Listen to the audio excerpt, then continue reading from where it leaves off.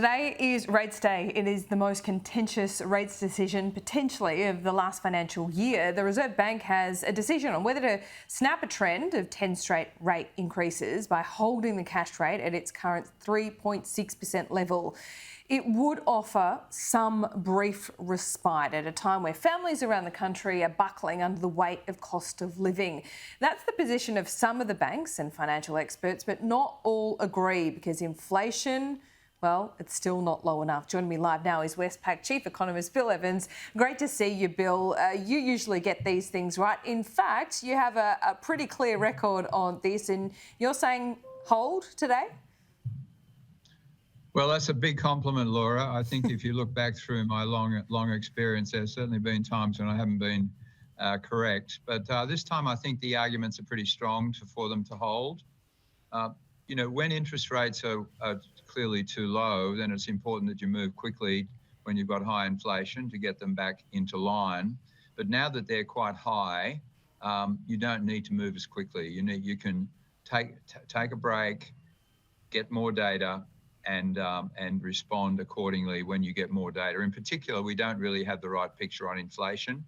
That only really comes every 3 months, and there'll be another inflation report late in April, and I think they should be waiting for that report.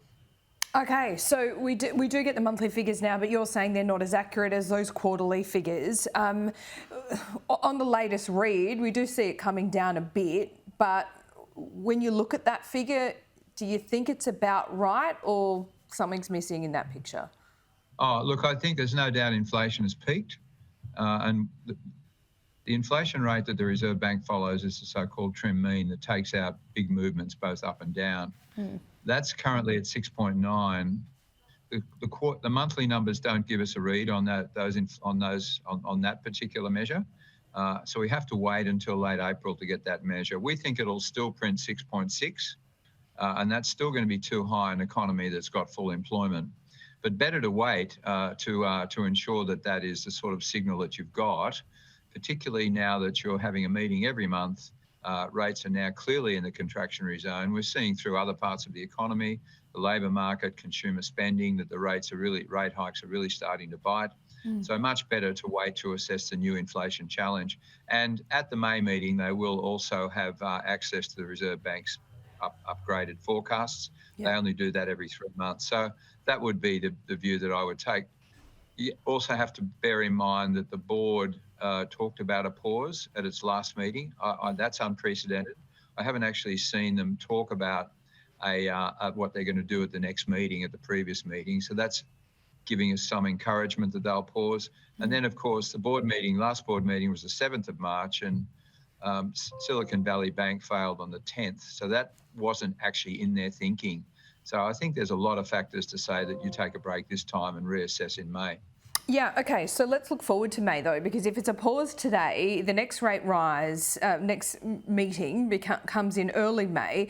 That's just a week before the federal budget. And doesn't May coincide with a hell of a lot of people falling off the mortgage cliff as well? So my question, and it's probably like pushing a little bit too far forward for comfort, but if they're pausing in April, they're likely to pause in May as well? I think in May, when they have much better information and they're still faced with a very substantial inflation challenge, with the trim mean still at 6.6, and the staff telling them they're not going to get back into their 2 to 3% zone before the middle of 2025, I think that would be enough for them to say we need to do one more. But as you say, the mortgage cliff is coming. I think the peak in the mortgage cliff is the second half of this year and the first half of 2024.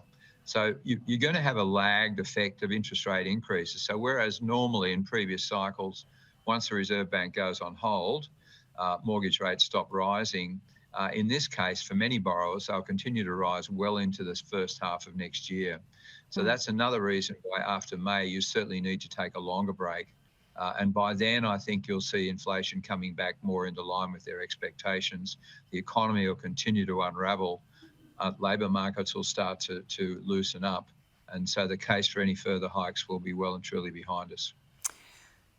What do you make of the property market at the moment? Because there were predictions that, we'd see big falls they haven't really come. I mean, yes, there are pockets around the country, but there's not been any massive drops in the value of housing around the country. Is that all just down to supply?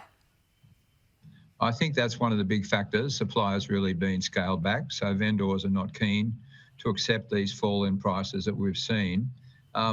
If we do see the pause today, then in the short term, that'll give some further stability to the housing market.